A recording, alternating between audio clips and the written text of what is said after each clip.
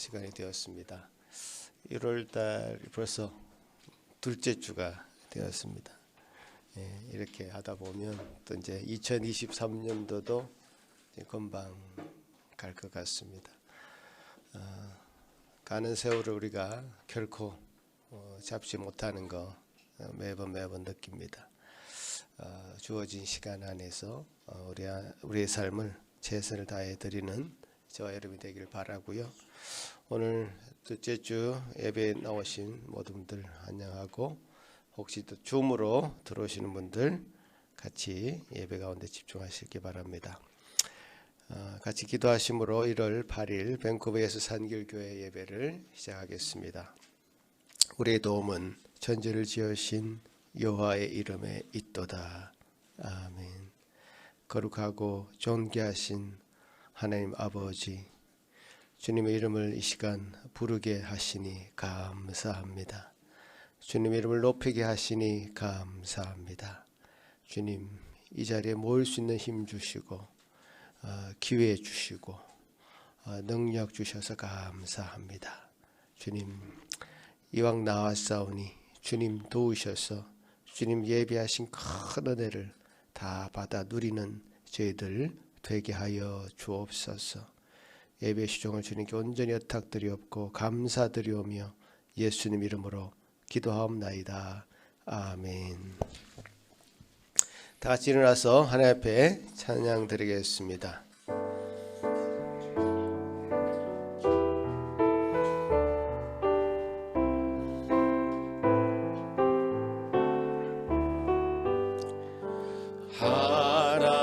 하나님의 크신 사랑 하늘에서 내리사 우리 맘에 항상 계셔 온전하게 하소서. 우리 주는 자비하사 사랑 무한하시니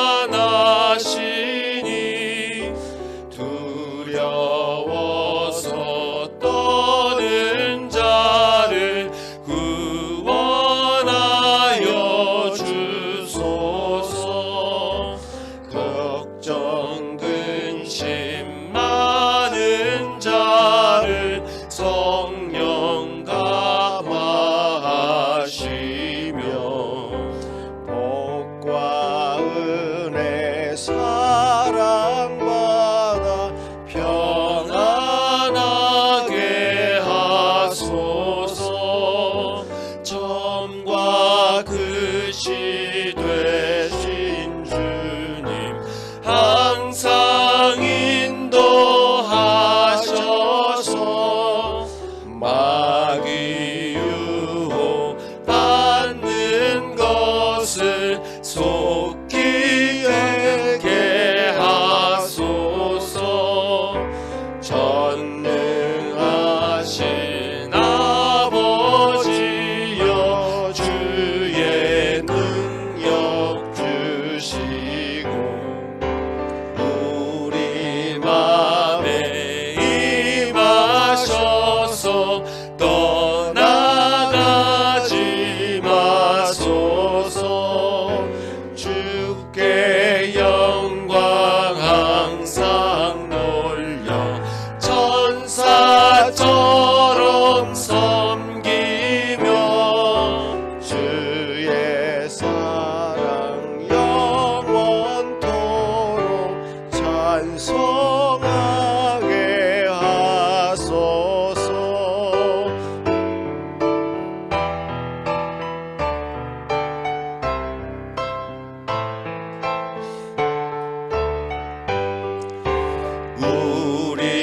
우리들이 거듭나서 흠이 없게 하시고 주의 크신 구원받아 온전하게 하소서. 영광에서 영광으로 전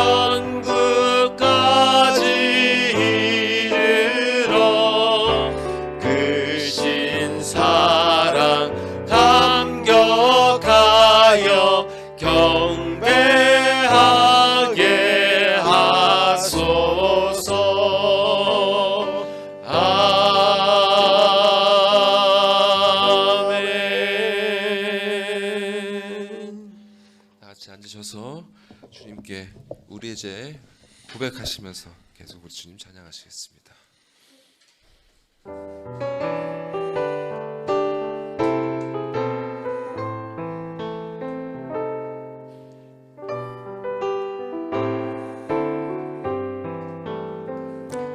큰 죄에 빠진 나를 주 예수 건지사 그 넓은 품에 다시 품으시는 애는 저 바다보다 깊고 저 하늘보다 높다 그 사랑 영원토록 나 찬송하리라.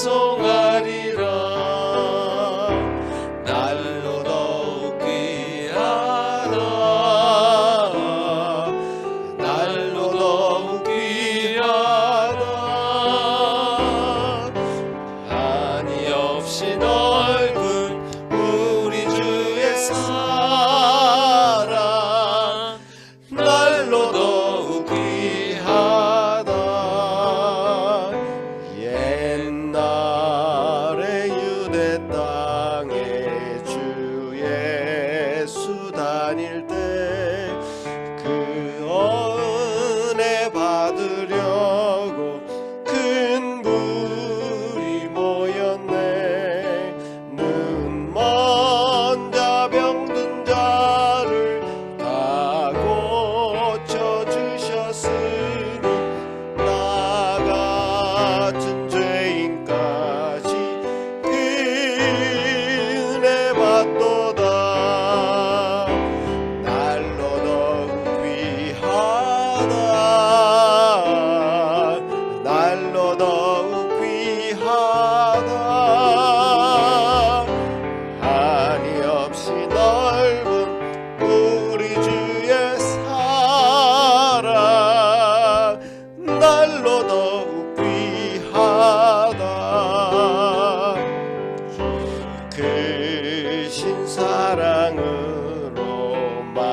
백성 위하여 그 십자가의 고난 다 받으셨으니 그 속죄 받은 성도 금소리 함께 높여 온 천지 울리도록 주 찬송하리라.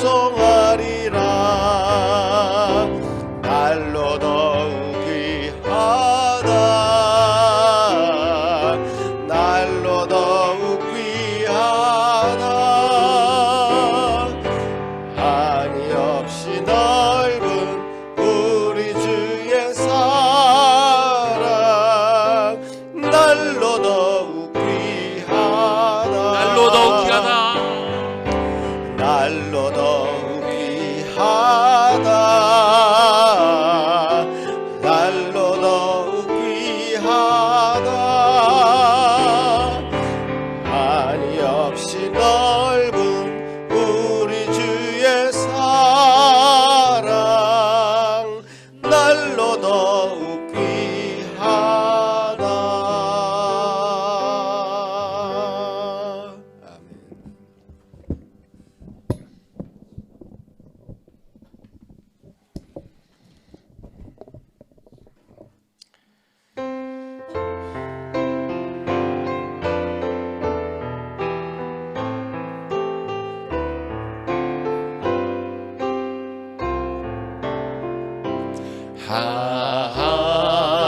하나님의 은혜로 있을 데 없는 자 왜 구속하여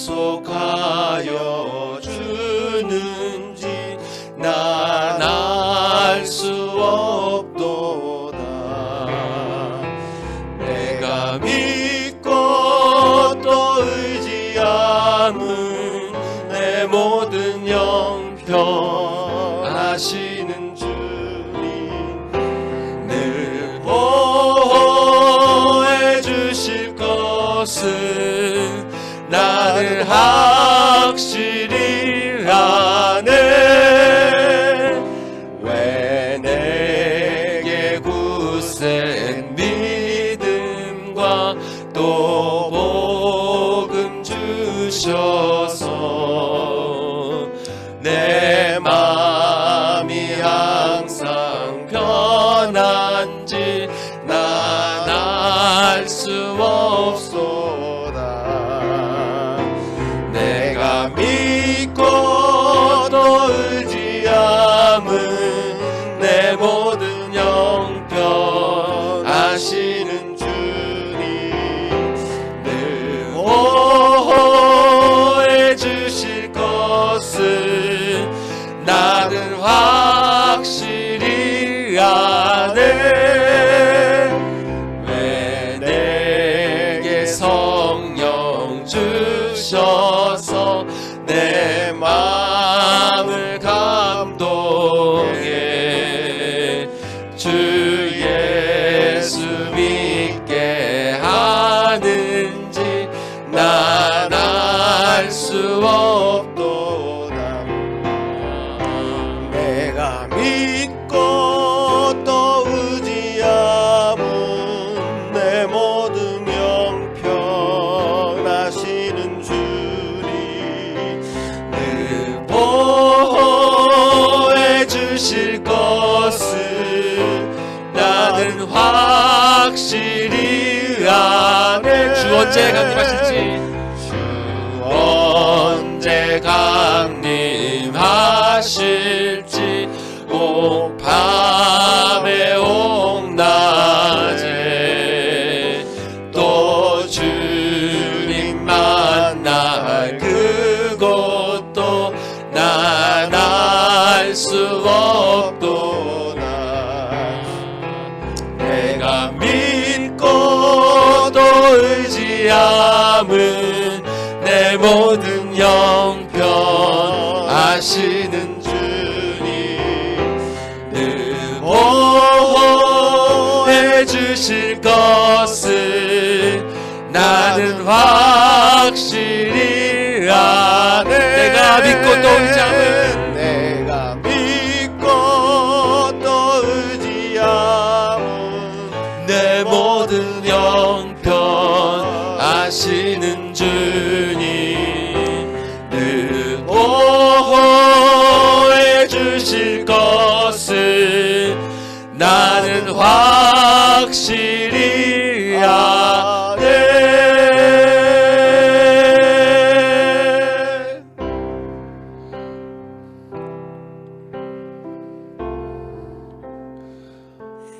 실로 우리가 언제 어디서 주님을 만나게 될지 우리가 모르지만 우리에게 분명히 말씀하시는 것은 주님께서 우리를 굳건히 붙들어 주시고 당신을 만나기까지 우리를 견인해 가신다는 그 사실입니다.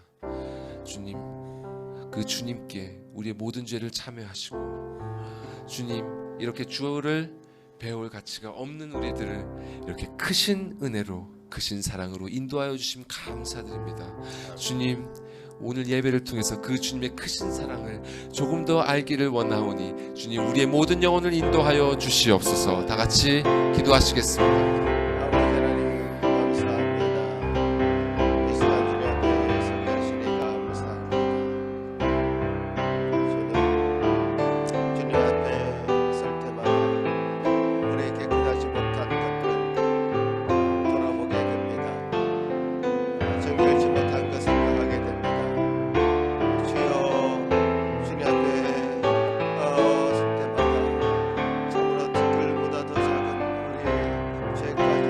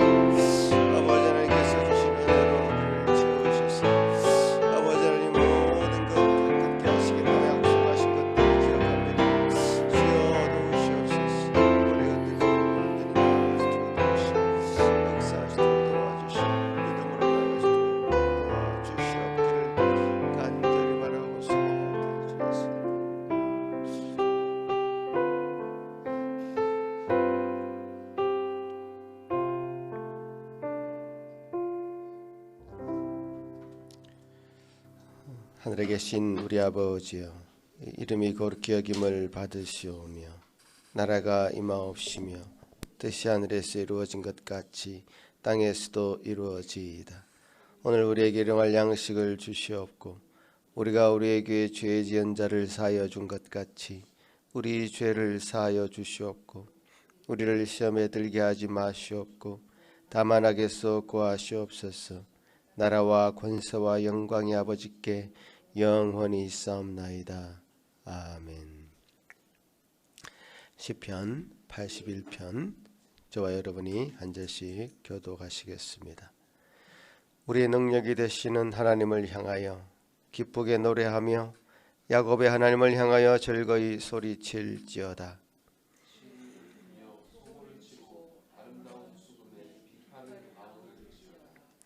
초하루와 보름과 우리의 명절에 나팔을 불지어다.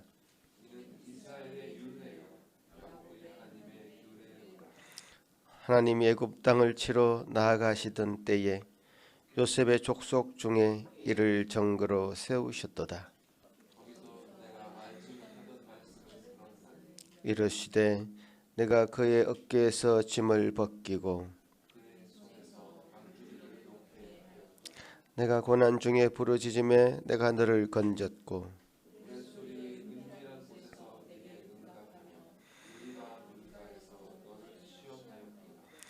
내 백성이여 들으라. 내가 내게 정언하리라. 이스라엘이여 내게 듣기를 원하노라.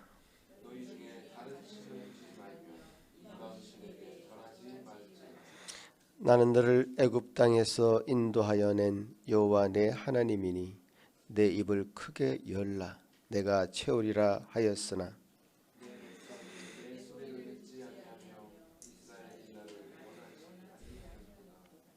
아멘. 이 시간에 예배를 위해서 고희선 집사님 기도하실 때에 다 같이 기도하시겠습니다. 하나님 아버지 감사합니다. 오늘도 우리들을 변함없이 아끼시고 사랑하셔서 이 예배 자리에 오게 해주심을 감사드립니다. 이곳을 축복하시고 거룩하게 하시며 성령님의 깊은 임재가 있는 귀한 예배가 되기를 간절히 바라옵나이다.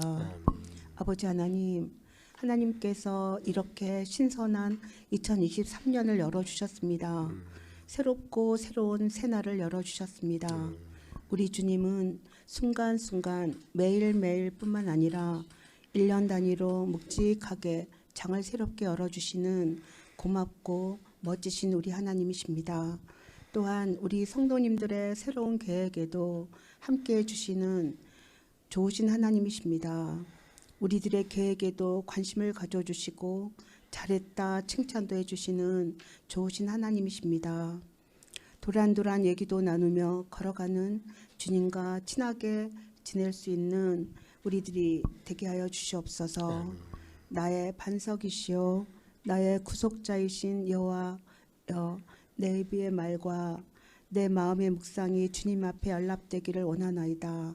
이 시편 말씀과 같이 늘 우리들 아니 어린아이에서부터 어른들에 이르기까지 그들의 입에서 하나님의 말씀이 나오게 하시고 우리들의 마음이 하나님의 말씀이 마음이 되어 진리를 말하며 마음이 진리가 되는 말씀의 사람이 되게 해주시고 생활 속에서 걸어다니는 성경책이 되어 비뚤어진 자를 바르게 하며 쓰러진 자를 일으켜 세워주며 죽어가는 자에게 생명이 되어주고 눌린 자를 자유케 하며 마음이 상한 자를 위로해주는 말씀으로 살아가는 우리들이 되게 하여 주시옵소서.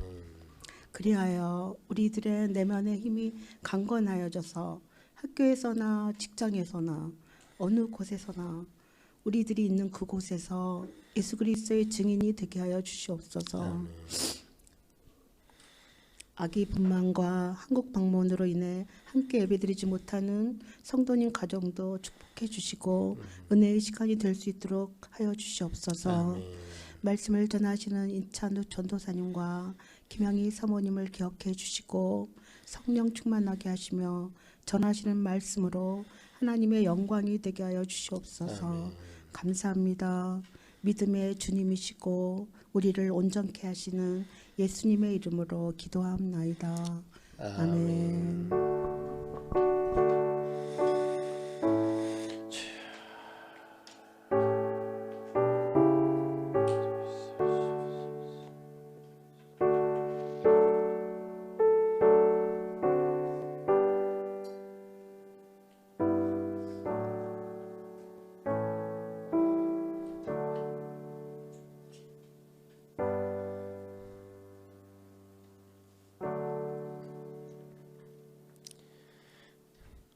예, 오늘 우리에게 허락하신 하나님의 말씀은 로마서 8장 31절에서 39절 말씀입니다.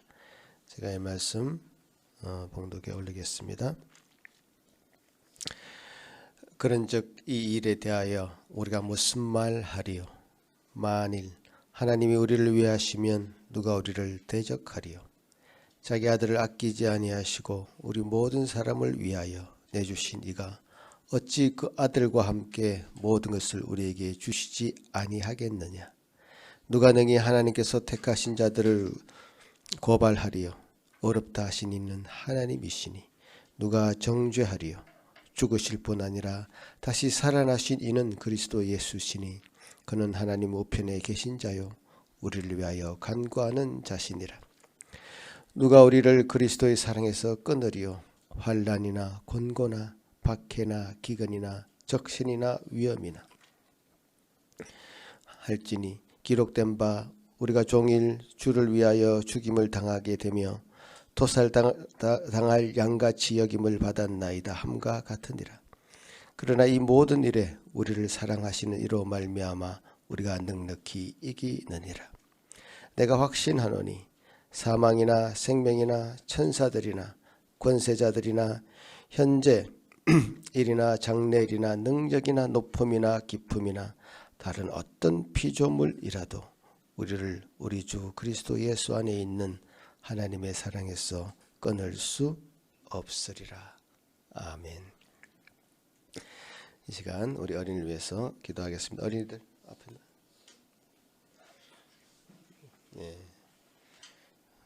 우리 어린이들이 많이 줄었습니다. 한국에 가 있고 집에 있고 그래서 우리 루다미 루아 그리고 한국에 있는 우리 세 자녀들 그리고 집에 있는 우리 두 자녀들 위해서 기도하겠습니다. 하나님 감사합니다. 우리 어린 심령들 참 가정에서 또 교회에서 이렇게 잘 보호받고 양육받으니 감사드립니다. 주님 참 이들이 앞으로 살아가야 될 그 세상이 참으로 주님 주시는 은혜로 능력으로 믿음으로 평강으로 가득 찬 세상 될 수 있도록 도와주시옵소서. 주님 그들에게 참 어떤 위험이나 어떤 고난이나 기근이나 핍박이 올지라도 주님을 믿을 수 있는 가장 강하게 붙잡을 수 있는 주님 보호 아래에 있을 수 있는 그런 은혜를 허락하여 주시옵소서. 그러기에 지금 그 믿음 가운데 잘 세움받기를 원합니다. 잘 말씀 가운데 주님 가르쳐 주시고 주님 그 안에 잘 뿌리가 내려지는 우리 어린아이들 다 되도록 도우시옵소서. 감사합니다. 오늘도 하루 주님께 주신 말씀에 잘 서가는 우리 어린이들 되게 도와주옵소서. 예수님 이름으로 기도합나이다. 아멘. 이 시간에 우리 전사님 확신이라는 제목으로 우리를 사랑하시는 이로 말미암아 라는 말씀 나누시겠습니다.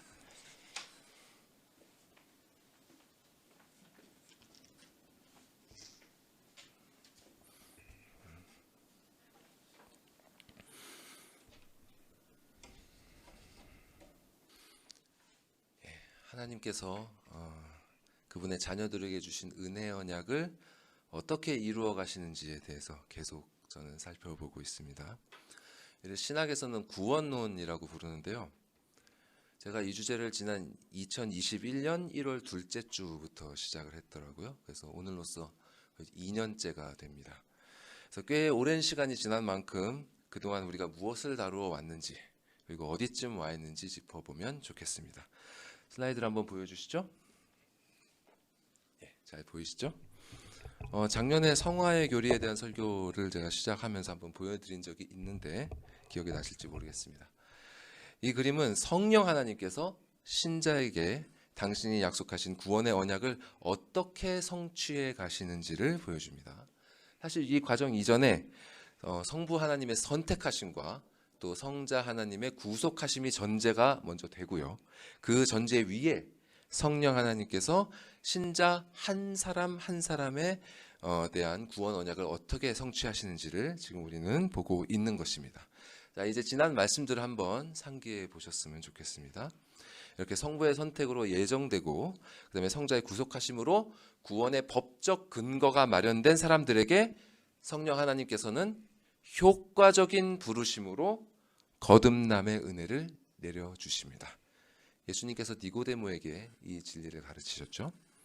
그리고 이렇게 거듭난 사람 안에 성령께서 거하시면서 믿음을 선물로 주시게 되는데요. 이 믿음을 가진 자는 시편 51편에서 다윗이 고백했던 것처럼 죄의 길을 따랐던 자신의 삶을 회개하고 정결한 마음으로 하나님의 말씀을 순종하는 삶, 그런 삶을 소망하게 됩니다.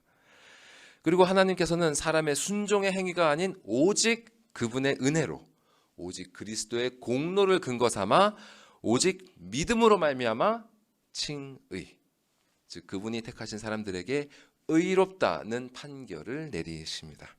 또한 그저 의롭다는 판결에서 그치시는 것이 아니라 그들을 양자로 삼아주시고 자녀로서 참된 자유와 권리를 주시고 또 그들로 하여금 지금은 보이지 않지만 반드시 다시 오실 예수 그리스도를 고대하며 살아가게 하십니다. 자, 여기까지를 과거적 구원이라고 부릅니다. 여러분이 참된 신자라면 거듭남에서부터 양자에 이르기까지의 이 과정은 이미 일어난 확정된 사실입니다. 그리고 이렇게 과거적 구원이 완성된 모든 자들에게는 반드시 현재적 구원의 과정들이 나타나게 되어 있습니다. 왜냐하면 아직까지 하나님의 자녀들은 그분 곁에 있을 수 있도록 거룩하게 변화되지 못했기 때문입니다. 그래서 이렇게 하나님의 자녀가 된 자들은 성화의 삶을 살기 시작합니다. 그들은 사랑하는 아버지의 거룩한 성품을 담기 위해서 스스로를 세상과 거룩히 구별하기 시작하죠.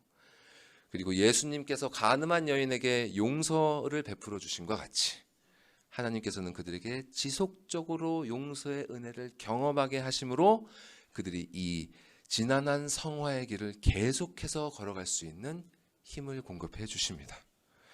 그리고 그들의 삶에 역사하셔서 육신의 생각이 아니라 말씀에 의한 영의 생각을 따라 살아갈 수 있도록 그들을 거룩하게 빚어 가시죠.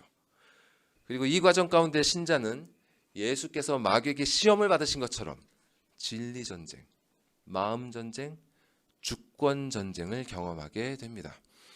이렇게 죄로 물든 세상 속에서 전쟁 같은 삶을 살아가는 자녀들에게 하나님께서는 당신의 약속과 경고를 방편으로 견인의 은혜를 베푸사 그들에게 구원에 속한 것, 성령의 열매들이 나타나게 하시고 당신의 약속을 예수 그리스도를 통해 맹세로 보증하셔서 히브리서의 영혼의 닻이라고 표현된 그 구원의 소망이 우리에게 영원토록 흔들리지 않게 하십니다. 자, 이렇게 해서 우리는 현재적 구원의 마지막 확신의 교리에 이르렀습니다. 성화의 은혜를 누리는 가운데 견인의 진리를 깨닫는 사람은 자연스럽게 하나님께서 반드시 자신을 구원하시리라는 확신에 이르게 됩니다. 자, 그런데 이러한 확신의 교리에 있어서 몇 가지 다른 견해들이 있습니다. 자, 먼저 사람이 살아있는 동안에는, 이렇게 생명이 붙어있는 동안에는 자신의 구원에 대한 완전한 확신을 가지는 것이 불가능하다, 이렇게 보는 견해입니다.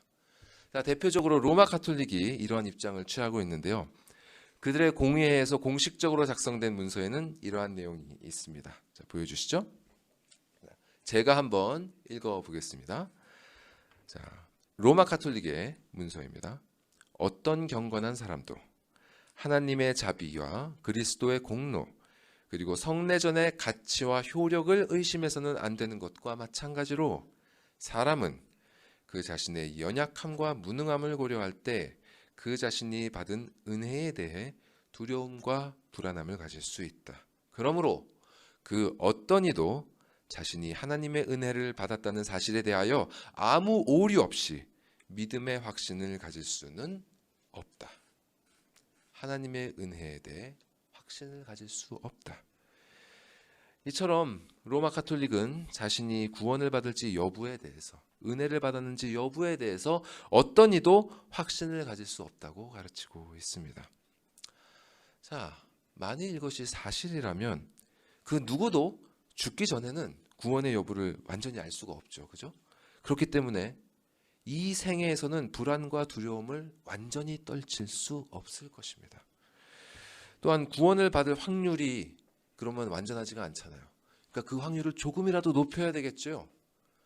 그렇게 확률을 높이기 위해서 끊임없이 무엇을 하겠습니까? 자신의 노력으로, 자신의 행위로 공덕을 추구하게 되는 것입니다. 자, 그 공덕을 쌓는 길은 어디서 제공해 줍니까? 교회가 제공해 주죠. 가톨릭 교회가 제공해 주죠. 그래서 로마 가톨릭의 교회의 그 권위가 그렇게 강력한 것입니다.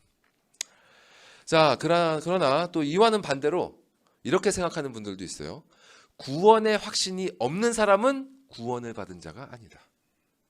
구원의 확신이 반드시 있어야 구원을 받은 사람들이다. 이렇게 주장하는 사람들이 있습니다. 자, 대표적인 이단 중에 하나인 구원파가 이런 입장을 취하고 있죠.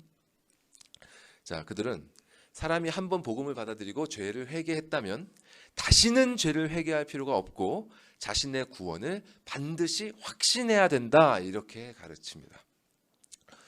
그런데 이렇게 이단만이 아니라요. 건전한 교회를 다니고 있는 분들 중에서도 이런 식으로 생각하는 분들이 꽤 많이 있습니다. 자, 구원파처럼 회개가 필요 없다. 뭐 이렇게까지 생각하지는 않지만 구원의 확신이 있어야 구원을 받은 것이라고 생각하는 것이죠. 그러나 이런 경우에는 자연스럽게 스스로 구원의 확신이 있다고 생각하는 사람과 구원의 확신이 있는지 없는지 잘 모르겠고 아니면 없는 것 같아 이렇게 생각하는 사람들이 나누어지게 됩니다. 자, 그렇게 돼서 자신이 확실히 구원을 받았다고 생각하는 사람들은 그 자신의 삶에서 구원의 증거가 발견되지 않는데도 불구하고 막 자신이 막 이런저런 죄를 지으면서 막 엉망으로 살고 있는데도 불구하고 나는 이미 구원을 받았어 이렇게 생각하면서 영적으로 안이하게 되는 경우가 너무나 많이 있죠. 또 반대로 자신에게 구원의 확신이 있는지 잘 모르겠고 그 확신이 없는 것 같다고 생각하는 사람들은 필사적으로 그 확신을 얻기 위해 여기저기 헤매게 됩니다. 교회에서 헌신과 봉사를 하고 제자 훈련을 하고 은사 훈련을 받고 새벽 기도를 하고 작전 기도를 하고 그러면서 자신의 내면에서 구원을 받았다는 증거를 조금이라도 찾아내기 위해서 애를 쓰게 되는 것입니다. 그러다가 지치면 결국 구원파와 같은 이단에 빠지든지 아니면 신비한 경험이나 체험을 추구하는 신비주의나 은사주의를 따르게 되는 것입니다. 자, 그러면 하나님의 말씀은 신자의 확신에 대해서 어떻게 가르치고 있을까요? 정말 구원의 확신이 없으면 구원을 받지 못한 것이다. 이렇게 가르치고 있는 것일까요? 자, 사도 요한은 그의 첫 번째 서신 요한 1서의 말미에서 이렇게 쓰고 있습니다. 말씀을 한번 보여주시죠. 제가 읽어드리겠습니다. 5장 13절 말씀인데요. 내가 바울이 하나님의 아들의 이름을 믿는 너희에게 이 서신서 이것을 쓰는 것은 너희로 하여금 너희에게 영생이 있음을 알게 하려 함이라. 자, 사도 요한의 서신을 받는 사람들은 하나님의 아들 예수 그리스도의 이름을 믿는 믿음은 있었으나 그들에게 영생이 있다는 것은 확신하지 못하고 있었습니다. 그래서 요한은 그들에게 영생, 곧 구원이 있음을 알게 하려고 이 서신을 쓴 것입니다. 이처럼 성경에 따르면 믿음은 있으나 그로 말미암아 구원을 받았음을 확신하지 못하는 사람들이 존재합니다. 또 반면에 오늘 우리가 읽은 본문의 사도 바울처럼 강한 확신에 거하는 사람들도 있죠. 자, 그러면 이 신자들과 또 이런 강한 확신을 가진 신자들은 어떤 차이가 있길래 이렇게 다른 것일까요? 자, 이 부분은 견인과 확신을 비교하면 여러분 비교적 쉽게 알 수 있습니다. 견인과 확신은요, 하나님과 신자가, 여기를 보십시오. 하나님과 신자가 이렇게 서로의 손목을 붙잡고 있는 것과 같습니다. 이 구덩이에서 사람을 꺼내는 것처럼 하나님께서 이렇게 택하신 신자를 죄와 사망에서 의와 영생으로 끌어당기시는 것이죠. 여기서 하나님께서 신자의 손목을 붙잡고 계시는 것을 견인이라고 한다면, 신자가 하나님의 손목을 붙잡고 있는 것을 확신이라고 할 수 있습니다. 자, 택함을 받았으나 아직 거듭나지 못한 사람은 하나님의 손목을 잡을 힘이 없겠죠. 아직 생명이 없으니까요. 그런데 거듭남으로 말미암아 그 영의 눈이 띄어져서 자신이 죄와 사망의 구덩이에 매달려 있다는 사실을 인식하게 되면 그때부터 두려움과 불안함에 떨게 되겠죠.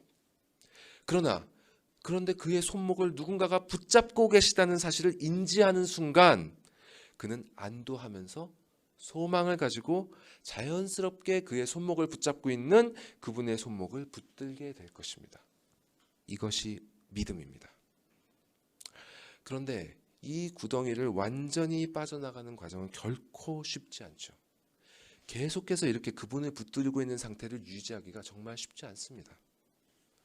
그래서 때로는 그분의 손목을 잡은 손에 힘을 잃기도 하고 놓치기도 하죠. 그런데 시간이 갈수록 그분의 손목을 잡는 시간이 길어지고 또 힘도 강해져 갑니다. 신자의 확신은 이런 것입니다.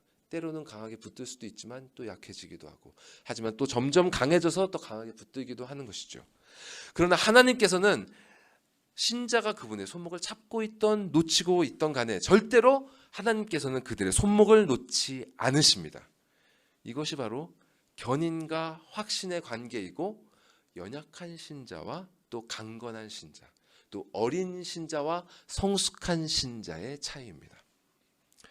그래서 장로교회가 고백하는 웨스트민스터 신앙고백서는 구원의 확신에 대해 이렇게 설명합니다. 보여주시겠어요?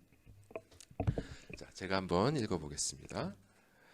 이런 절대 틀림없는 확신은 믿음의 본질에 속하지는 않기 때문에 참된 신자라도 그런 확신을 갖기까지는 오래 걸릴 수 있고, 게다가 그런 확신에 참여하는 신자가 되기 전에 많은 어려움과 싸울 수 있다. 그렇지만 성령께서 하나님께서 그 신자에게 거저 주시는 것들을 알 수 있게 하시기 때문에 그 신자는 특별한 계시 없이 통상적인 방편들을 올바르게 사용함으로 그런 확신에 이를 수 있다. 자, 구원의 확신을 얻기 위해서는 예수님을 직접 만났던 사도 바울처럼 어떤 특별한 계시나 체험이 필요하다고 생각하시는 분들이 혹시 계실지 모르겠습니다. 그러나 신앙고백서가 진술하는 것과 같이 그런 특별한 계시 없이도 통상적인 방편들을 올바르게 사용하면, 즉 통상적인 방편이 무엇일까요? 우리에게 주신 이 기록된 말씀, 이 말씀을 읽고 기도하고 또 바른 말씀이 선포되는 그 설교를 잘 들으면 그런 방편들을 통해 이런 분명한 확신에 이를 수 있다는 것입니다.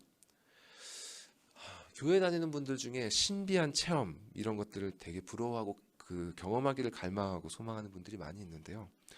여러분은 전혀 그러실 필요가 없습니다.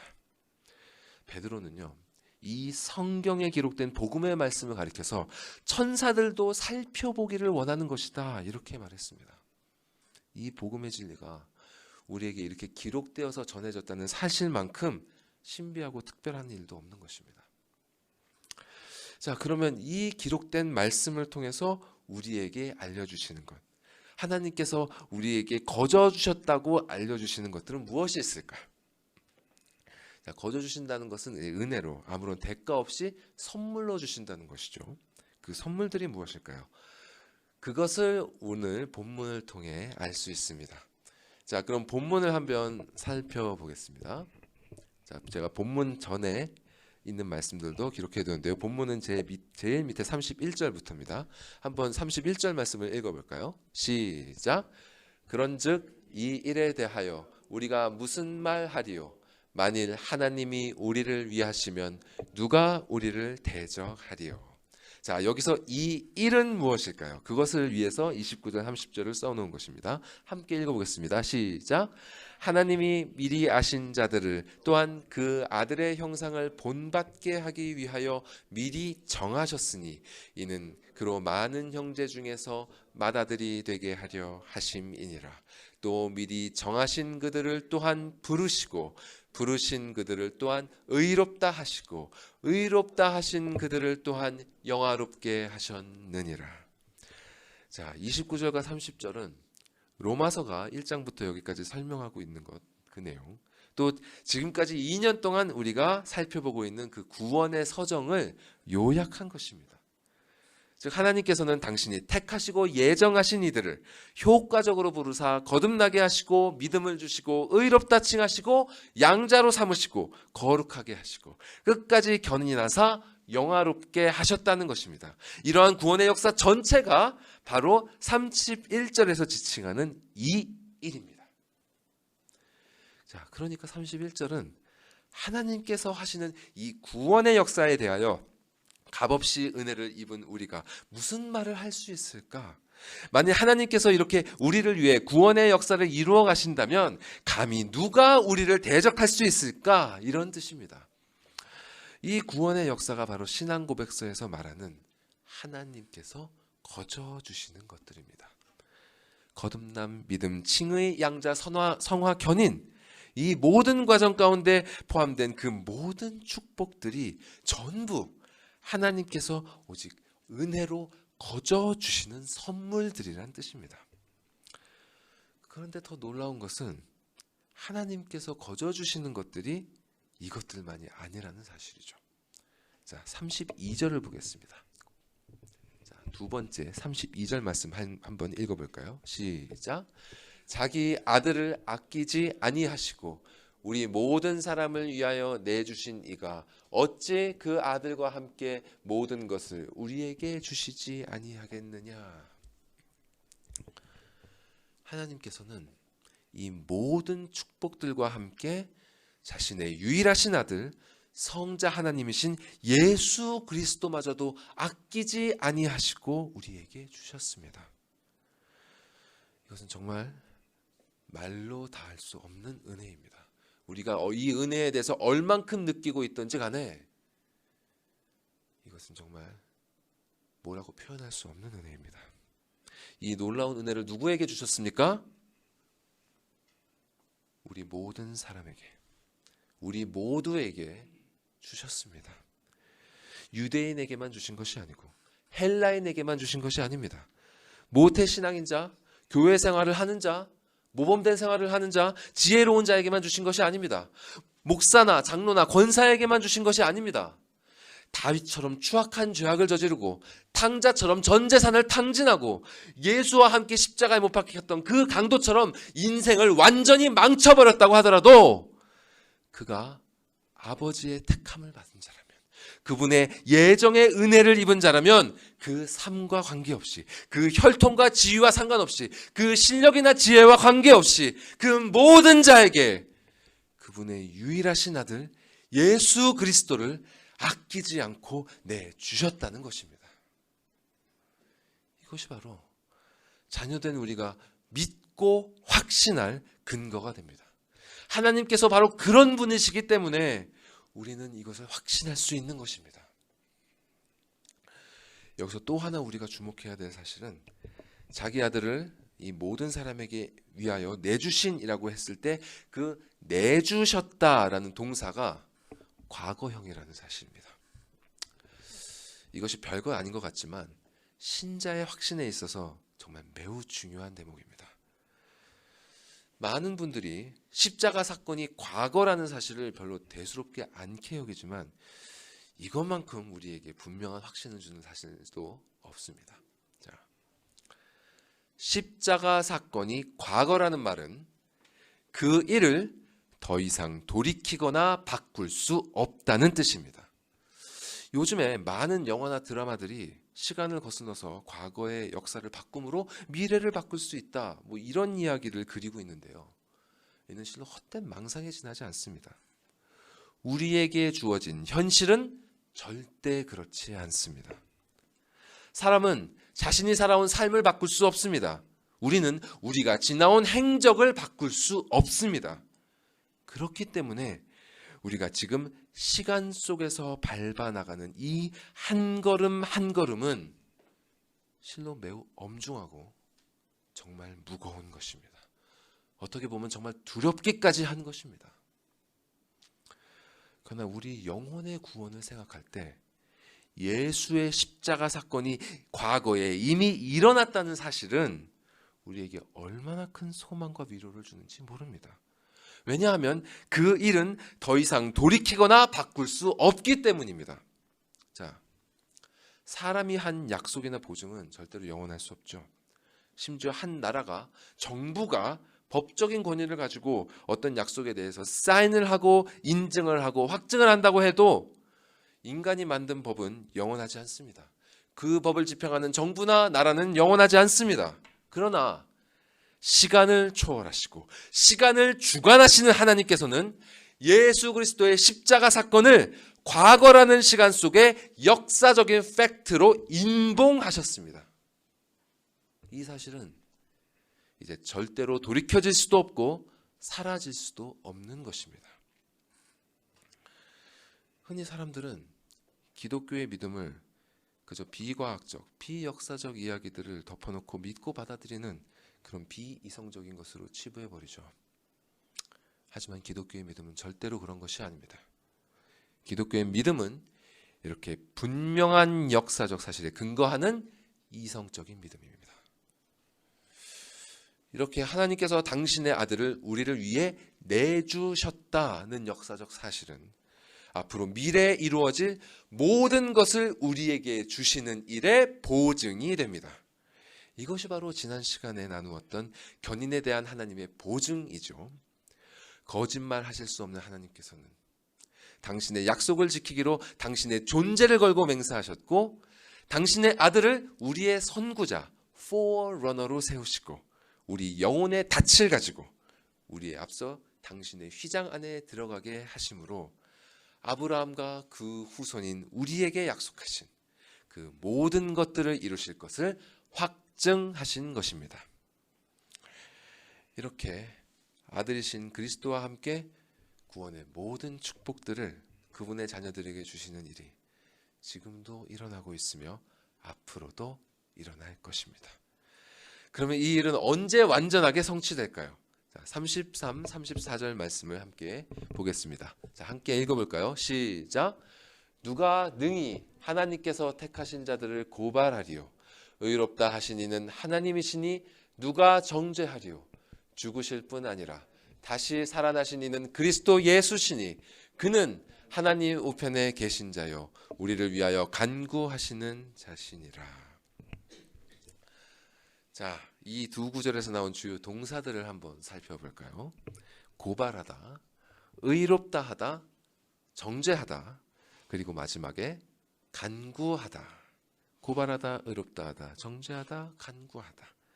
자, 또 여기서 간구하다라는 말은 다른 말로 탄원하다, 선처를 호소하다, 중보하다라는 말로 바꿀 수 있습니다. 자, 이런 일들은 어디서 벌어질까요? 어디서 벌어지는 일들이죠? 예, 말씀하신 거 맞는 것 같은데요. 법정에서 일어나는 일입니다. 법정에서.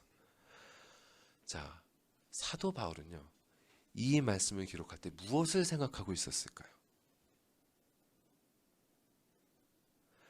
바로 우리가 죽어서, 신자가 죽어서 그 영혼이 하나님의 법정에서 겪게 되는 일을 염두에 두고 있는 것입니다.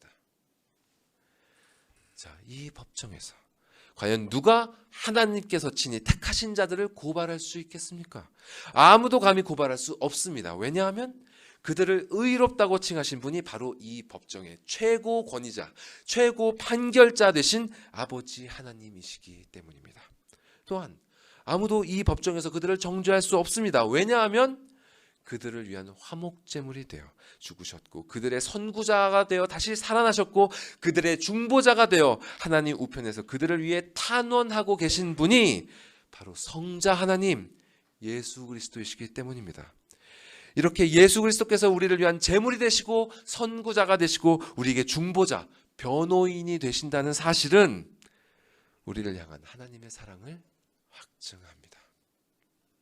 그래서 사도 바울은 로마서 5장 8절에서 이렇게 선언했던 것입니다. 우리가 아직 죄인 되었을 때 그리스도께서 우리를 위하여 죽으심으로 하나님께서 우리를 위한 자기의 사랑을 확증하셨느니라. 이런 하나님의 사랑을 믿고 확신할 때 신자는 어떤 유익을 누리게 될까요? 35절 말씀을 함께 읽어보겠습니다. 35절 말씀 읽어보시겠습니다. 시작. 누가 우리를 그리스도의 사랑에서 끊으리요? 환난이나 곤고나 박해나 기근이나 적신이나 위험이나 칼이랴. 여기에 열거된 이 모든 어려움들을 하나하나 살펴볼 필요는 없을 것입니다. 이는 실로 이 세상에서 인간이 경험할 수 있는 그 어떤 고통이나 환난도 택하신 자녀들 향한 그리스도의 사랑, 그 하나님의 사랑에서 끊을 수 없다는 뜻이죠. 사실 여기에 열거된 것들은 사도 바울이 그저 인간이 겪는 모든 어려움들을 지칭하기 위해서 의례적으로 기록한 것이 아닙니다. 사실 사도 바울의 삶을 보면요, 여기에 기록한 그 모든 어려움들을 그가 몸으로 실로 경험했음을 알 수 있습니다. 그는 자신의 신앙으로 말미암아 온갖 환난을 겪었고 사역 가운데 곤고함을 경험했고 이방인뿐만 아니라 동정인 유대인들로부터 더 심한 박해를 받았고 기근을 겪으면서 같이 굶주리는 형제들을 위해서 연보를 했습니다. 그리고 나중에는 죄수가 되어서 적신, 헐벗어야 했고 숱한 죽음의 위험들을 감수해야 했고 결국 형장의 이슬이 되고 말았습니다. 그러나 이렇게 그가 겪은 이 모든 고난들도 그를 향한 그리스도의 사랑, 그 하나님의 사랑을 끊을 수는 없었습니다. 여기서 사도 바울이 그리스도에 대한 자신의 사랑을 말하지 않고 자신을 향한 그리스도의 사랑을 말하고 있다는 사실을 기억하십시오. 그는 온갖 어려움들 가운데 그 자신의 믿음이 흔들리고 자신이 실로 죄인 중에 괴수와 같음을 느끼고 있는 와중에서도 자신을 사랑하사 끝까지 자신을 붙들고 계시는 그리스도의 놀라운 사랑을 경험했던 것입니다. 이러한 경험은 사도 바울뿐 아니라 하나님의 사랑을 경험하는 모든 신자들이 공유하는 것입니다. 바울은 자신과 같은 그러한 경험을 구약 성경에서 시편 44편 속에서 발견하고 그것을 이렇게 인용하고 있습니다. 36절 말씀을 보십시오. 36절 말씀 함께 읽어보겠습니다. 시작. 기록된 바 우리가 종일 주를 위하여 죽임을 당하게 되며 도살당할 양같이 여김을 받았나이다 함과 같으니라. 실제로 구약 성경 시편 44편의 내용을 살펴보면 시편 기자는 자신이 겪고 있는 어려움이 다름 아닌 하나님으로부터 말미암았다는 것을 고백하고 있습니다. 그 어려움이 다른 데서 온 것이 아니라 하나님 때문에 왔다는 것이죠. 그는 주께서 우리를 버려 욕을 당하게 하셨다. 주께서 우리를 잡아먹힐 양처럼 그들에게 넘겨주셨다. 이렇게 호소하고 있습니다. 즉 시편 기자는 그가 당한 환난과 고통이 그저 우연히 생긴 것이 아니라 하나님의 허락하심으로 말미암았다는 사실을 인지하고 있었던 것입니다. 그런데도 그는 그러한 환난을 허락하신 하나님을 원망하는 것이 아니라 그분이 자신을 환난의 상태에 계속해서 버려두지 않으시는 분이라는 사실을 신뢰하면서 오히려 그분께 도우심과 구원하심을 요청하는 것입니다. 어떻게 이럴 수 있을까?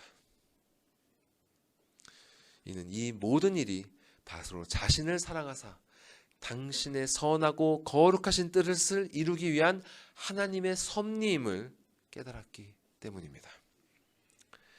이 시편 기자와 동일한 경험을 했던 사도 바울도 오늘 본문 직전에 로마서 8장 28절에 여러분 보시는 바와 같이 이렇게 고백하고 있습니다. 함께 읽어보겠습니다. 시작. 우리가 알거니와 하나님을 사랑하는 자 곧 그의 뜻대로 부르심을 입은 자들에게는 모든 것이 합력하여 선을 이루느니라. 그러므로 부르심을 입은 자들에게는 즐겁고 기쁜 일들뿐만 아니라 환난과 고통을 당하고 수치를 당하고 죽임을 당하는 일들까지도 그들을 향한 하나님의 사랑의 손길인 것입니다. 이 말씀 많이 들어보셨죠? 이것이 말로는 쉬울지 모릅니다. 이것이 머리로는 그렇다고 인정할 수 있을지 모릅니다. 그러나 이런 일들이 실제로 벌어졌을 때, 이런 일들이 실제로 경험될 때, 이런 일들을 이런 시선으로 바라보고 이런 일들을 그렇게 말씀처럼 받아들이는 일은 결코 쉬운 일이 아닙니다. 여러분 너무나도 잘 알고 계실 것입니다. 항상 기뻐하라, 범사에 감사하라. 이 말씀 너무나 잘 알고 계시겠지만 이 말씀처럼 그렇게 잘 됩니까? 그런데 성경 말씀이 우리에게 명령하고 우리에게 말씀하고 계신 바는 무엇입니까? 이 일이 된다는 것입니다. 이것이 가능하다는 것입니다. 이것이 이룰 수 있다는 것입니다. 누구에게? 바로 그리스도의 사랑에 대한 참된 확신을 가진 자에게, 그분의 사랑에 대한 참되고 흔들리지 않는 확신을 가진 사람은 바로 시편 기자가 경험했고 또 사도 바울이 깨달았던 이 진리를 동일하게 경험할 수 있는 것입니다. 이것이 바로 확신의 교리를 깨달은 자가 누리는 영혼의 유익입니다. 영혼이 변하지 않는 아버지 하나님의 사랑을 인해 삶을 바라보는 그의 시선과 그 생각이 완전히 바뀌어지는 것입니다. 우리 모두가 진실로 이런 은혜를 입게 되기를 소망합니다. 보통 이 은혜는요, 우리가 믿음을 가졌다고 해서 곧바로 얻어지는 것이 아닙니다. 하나님께서는 우리를 인격적으로 인도하시면서 우리 영혼이 성장을 경험하도록 하십니다. 이 은혜는 대개 이러한 성장통을 경험한 후에야 비로소 얻어집니다. 우리가 견인의 교리를 나누면서 살펴보았던 아브라함의 삶을 다시 한번 떠올려 보십시오. 아브라함은 믿음의 조상이라 불리기는 했지만 실로 그에게 다가온 환난에 번번이 넘어졌습니다. 기근이 닥치자 약속받은 땅을 버리고 애굽으로 내려갔고 자신의 목숨을 부지하기 위해서 약속의 후손을 낳아야 할 아내 사라를 이방인들에게 내어주었고 시간이 흘러도 후손을 얻지 못하자 사라가 아닌 하갈을 통해 자식을 낳았습니다. 그러나 이러한 실패 속에서도 끝까지 자신을 붙드시는 하나님 때문에 아브라함은 자신에게 주신 그분의 약속이 진실로 이루어질 것임을 점점 더 굳게 믿게 되었고 마침내 이삭을 얻으면서 분명한 확신에 이른 것입니다. 자, 그리고 이렇게 확신에 이르자 그는 하나님께서 내가 준 약속의 후손인 이삭을 도로 나에게 바치라, 이런 이해할 수 없는 명령을 주셨음에도 불구하고 그 명령에 순종할 수 있는 믿음에 이르렀습니다. 시편 44편, 아까 보았던 그 시편 기자와 같이 하나님의 사랑에 대한 확신을 갖게 된 그는 그에게 다가오는 그 시험과 환난과 고통이 하나님 그분으로부터 말미암았다고 하더라도 그분에 대한 신뢰를 멈추지 않을 수 있게 된 것입니다. 이러한 아브라함의 확신에 대해서 히브리서는 이렇게 기록하고 있습니다. 히브리서 말씀 한번 보여주실까요? 제가 읽어드리겠습니다. 아브라함은 시험을 받을 때 믿음으로 이삭을 드렸으니 그는 약속들을 받은 자로 돼 그 외아들을 드렸느니라. 그에게 이미 말씀하시기를 내 자손이라 칭할 자는 이삭으로 말미암으리라 하셨으니 그가 하나님이 능히 이삭을 죽은 자 가운데서 다시 살리실 줄로 생각한지라. 비유컨대 그를 죽은 자 가운데서 도로 받은 것이니라. 이미 죽은 자와 같았던 생명을 잉태할 수 없는 자신의 몸과 사라의 몸으로부터 이삭을 주신 하나님, 생명을 주관하시는 하나님, 아브라함은 그런 하나님을 경험했던 것입니다. 그리고 이삭을 바치라 하셨을 때 생명을 주관하시는 하나님은 이삭이 죽는다 하더라도 그 이삭을 다시 살리실 것이다. 아브라함은 그 하나님을 믿을 수 있었던 것입니다. 이렇게 우리에게 주신 그분의 약속에 대한 확신, 그리고 우리를 향한 하나님의 사랑에 대한 확신은 신자로 하여금 삶의 모든 고난을 믿음으로 이겨내는 담대함을 가지게 합니다. 그리고 이러한 담대함을 가진 자만이 진실로 오늘 본문의 마지막 37절에서 39절과 같은 고백을 할 수 있습니다. 자, 이 말씀도 제가 읽어드리겠습니다. 그 마지막 말씀 보여주시죠. 그러나 이 모든 일에 우리를 사랑하시는 이로 말미암아 우리가 넉넉히 이기느니라. 내가 확신하노니 사망이나 생명이나 천사들이나 권세자들이나 현재일이나 장래일이나 능력이나 높음이나 깊음이나 다른 어떤 피조물이라도 우리를 우리 주 그리스도 예수 안에 있는 하나님의 사랑에서 끊을 수 없으리라. 아멘. 이것이 참으로 우리 영혼의 진실된 고백이 되기를 간절히 소망합니다. 예수를 믿는 자들이 소망하는 것은 다른 것이 아닙니다. 오직 이것만이 우리가 진실로 예수를 믿는 자들이 소망하는 것입니다. 그리스도 예수 안에 있는 아버지 하나님의 사랑, 진실로 이것 말고 우리가 바랄 것이 없습니다. 여기서 마지막으로 우리가 살펴보아야 할 포인트는 이것입니다. 38절에 내가 확신하노니 라고 했을 때 이 말은 사실 한국말이 번역한 것처럼 능동태가 아닙니다. 영어 성경을 보시면 이렇게 되어 있습니다.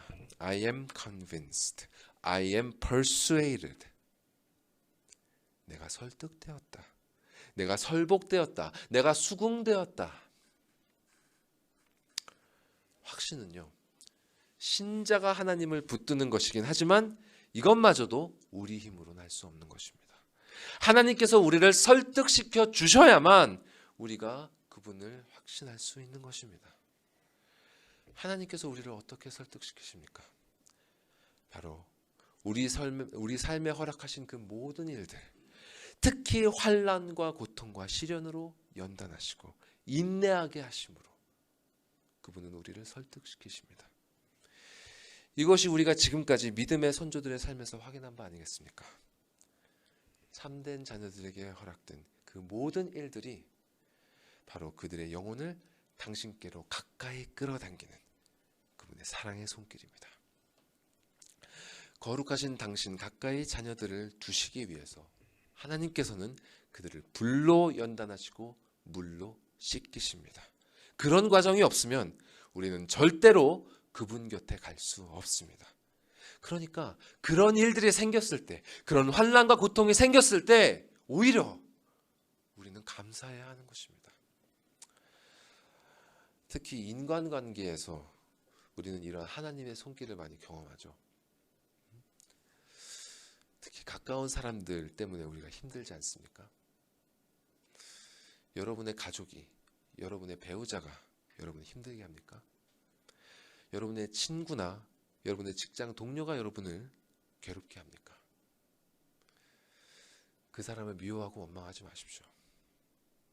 혹은 그 사람에 대해서 내가 사랑하니까, 그런 사랑이나 우정이라는 그늘 아래에 숨어서 그 사람을 내려다보고 판단하고 정죄하지 마십시오.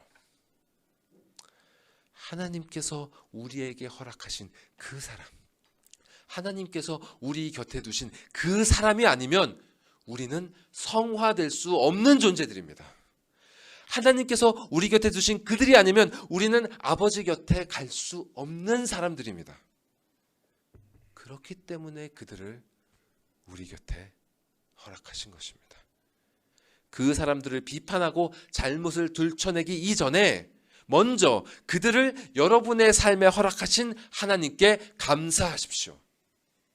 그리고 그들을 여러분의 삶에 허락하신 그 이유를 생각해 보십시오. 그들이 아니면 여러분이 또 제가 성화될 수 있는 존재들입니까? 어느 누구도 하나님 앞에서 내가 이보다 낫다, 이 사람이 저 사람보다 낫다고 할 수 없습니다. 그런 어리석은 생각일랑은 하지 마시고 잠잠히 자신을 돌아보시고 시편 44편의 기자처럼 아버지의 도움을 구하십시오. 아브라함처럼 그저 잠잠히 그분의 말씀에 순종하십시오. 사도 바울처럼 그분의 사랑으로 넉넉히 이겨내십시오.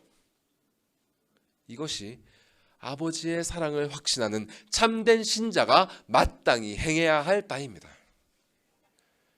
이는 단지 인간관계에 국한되지 않습니다. 우리가 겪는 그 모든 어려움이 다 해당됩니다. 그런 어려움이 올 때 원망하지 마십시오. 여러분은 그러한 어려움이 필요한 존재들입니다. 구약시대에 정말 온갖 환난과 고난을 겪었던 다윗이 사울왕의 핍박으로 그 목숨이 경각에 달렸을 때 이렇게 고백했습니다. 하나님이여, 내 마음이 확정되었고 내 마음이 확정되었사오니 내가 노래하고 내가 찬송하리이다. 이런 고백은 그저 천국에 가는 것을 확신한다고 해서 나오는 것이 아닙니다. 이런 고백은요, 하나님의 사랑, 그 아버지의 사랑을 확신할 때에만 나올 수 있는 고백입니다. 아버지의 사랑을 깨달은 성숙한 자녀만이 이러한 고백을 할 수 있습니다. 말씀을 맺겠습니다. 아버지께서는 당신의 자녀 모두를 이러한 확신에 이르도록 설득해 가실 것입니다. 여러분이 진실로 그분의 자녀라면 그분의 설득을 피할 수 없을 것입니다. 그분께서 여러분의 삶에 허락하시는 모든 것들을 감사함으로 받아들이십시오.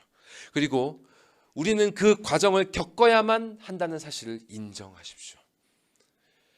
그러한 과정을 겪어야 우리는 우리를 향한 아버지의 사랑을 깨닫게 됩니다. 그리고 우리가 겪는 이 과정이 우리 앞서 주 예수 그리스도께서 먼저 걸어가신 십자가의 길이며 이 길이야말로 우리를 거룩하게 만들어 가시는 아버지의 선한 뜻에서 마련된 길임을 깨닫게 되는 것입니다. 그래서 예수 그리스도께서 걸어가신 십자가의 길은 죽음으로 가는 길이 아니라 영생에 이르는 산 길이 됩니다. 그리고 우리는 그 길을 걷는 가운데 우리를 향한 아버지의 사랑, 그 아버지의 사랑을 확신하게 되는 것입니다. 흔히 구원의 확신이라고 하면 죽어서 천국에 가는 것을 확신하는 것이다, 이렇게 생각하죠. 그러나 지금까지 여러분이 들으신 바와 같이 성경이 말하는 구원의 확신은 그런 것이 아닙니다. 성경에 기록된 신자들, 그리고 지금까지 역사 속에서 참된 신앙을 갖고 살아온 많은 사람들이 그 온갖 환난을 겪으면서도 평안을 누리고 기뻐할 수 있었던 이유는 그들이 어쨌든 죽으면 천국에 갈 수 있기 때문에, 어쨌든 죽어도 부활해서 영생을 누릴 수 있기 때문이 아니었습니다. 그런 수준을 바라는 자들에게서는 결코 이러한 승리의 고백이 나올 수 없습니다. 그들이 확신했던 것은 바로 그들을 택하신 아버지 하나님의 사랑이었습니다. 그 사랑 때문에, 그들을 결코 놓지 않으시는 그분의 사랑을 확신했기 때문에 그들은 그 어떤 상황 속에서도 평안을 누리며 항상 기뻐하며 범사에 감사하면서 말씀을 따르는 순종의 삶을 멈추지 않을 수 있었던 것입니다.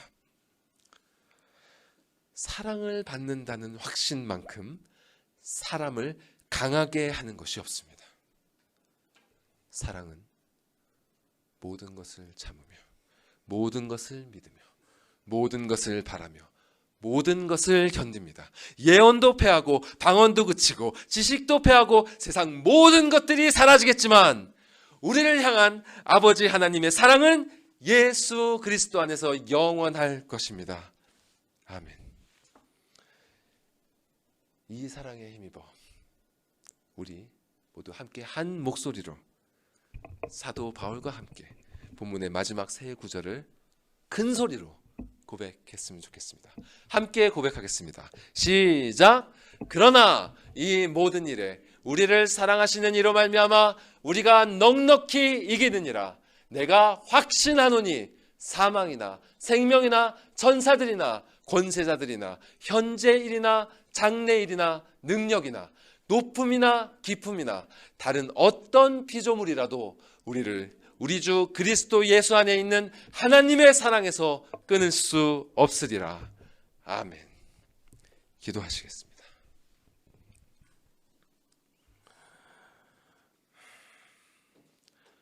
놀라우신 사랑으로 우리를 지금 이곳까지 인도하신 아버지 하나님,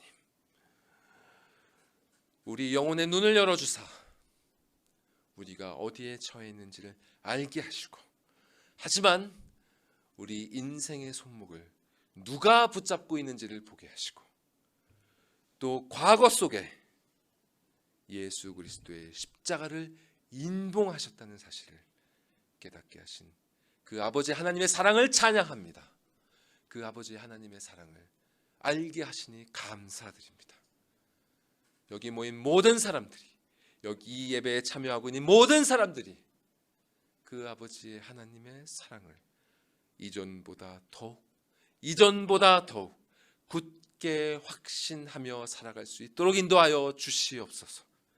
그리하여 그들의 삶에 어떤 것들이 다가오든지 간에 그 모든 것들이 하나님의 사랑을 확신케 하는 당신의 설득하심임을 알게 하시고, 기쁨으로 누리게 하시고, 감사하게 하시고, 즐겁게 이 삶을 당신을 누리면서 살아가게 하여 주시옵소서. 그 나라 가기까지 이 즐거움이 우리 모두에게서 끊어지지 않기를 간절히 소망하오며, 이 모든 말씀 우리 구주 예수 그리스도의 이름으로 기도드리옵나이다. 아멘.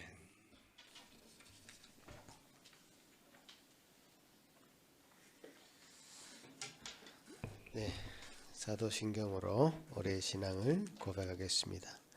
전능하사 천지를 만드신 하나님 아버지를 내가 믿사오며 그 외아들 우리 주 예수 그리스도를 믿사오니 이는 성령으로 잉태하사 동정녀 마리아에게 나시고 본디오 빌라도에게 고난을 받으사 십자가에 못 박혀 죽으시고 장사한 지 사흘 만에 죽은 자 가운데서 다시 살아나시며 하늘에 오르사 전능하신 하나님 우편에 앉아 계시다가 저리로서 산자와 죽은 자를 심판하러 오시리라. 성령을 믿사오며 거룩한 공회와 성도가 서로 교통하는 것과 죄를 사하여 주시는 것과 몸이 다시 사는 것과 영원히 사는 것을 믿사옵나이다. 아멘. 예, 주신 말씀 기억하시면서 다 같이 일어나서 찬송 드리겠습니다. 주 사랑 안에 살면.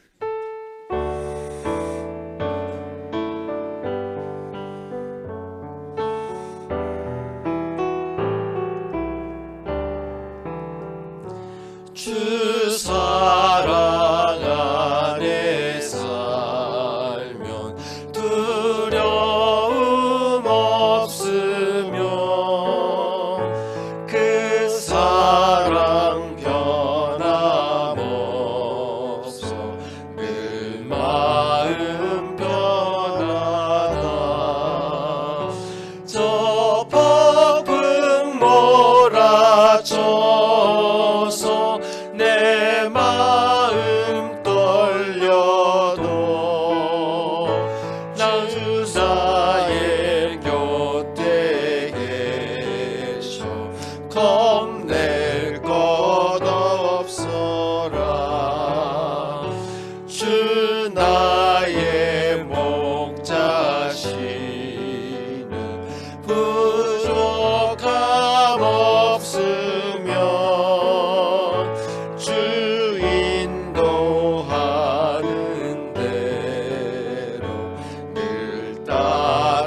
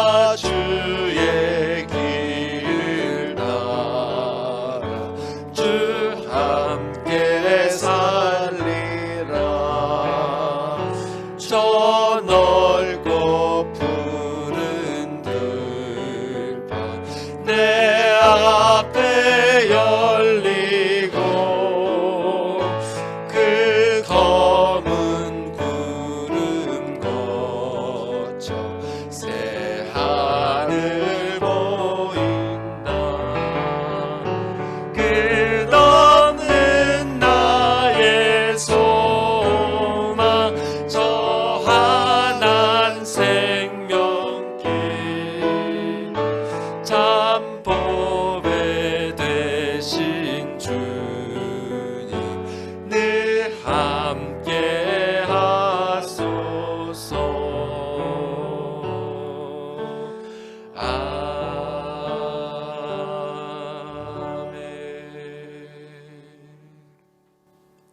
걸어가신 주님 감사합니다. 우리 눈에 보이지 않지만, 잡히지 않지만 주님 우리 마음에 계시고, 또 우리가 주님을 영으로 보게 하시고 체험하게 하시니 감사합니다. 아버지 하나님, 말씀을 통하여 더 확신에 가까이 가게 하시니 또한 감사합니다. 주여 도우시옵소서. 우리 모든 성도들 주님 말씀에 눈을 뜨게 하여 주시고, 그래서 더 분명하게 주님을 볼 수 있는 은혜 허락하여 주옵소서. 아버지 하나님, 은혜를 따라서 이곳에 나온 모든 성도들 마음을 드린 이 예물 위에 함께하여 주시고, 주님 이것이 우리의 마음의 표현인 걸 알게 하시며, 주님 우리 삶 가운데 주님 늘 동행하시어서 우리 모든 생이 주님께 속해 있음을 다시 한번 고백하는 이 예물 되게 하여 주옵소서. 감사하고 예수님 이름으로 기도합나이다. 아멘. 자리에 앉으십시오.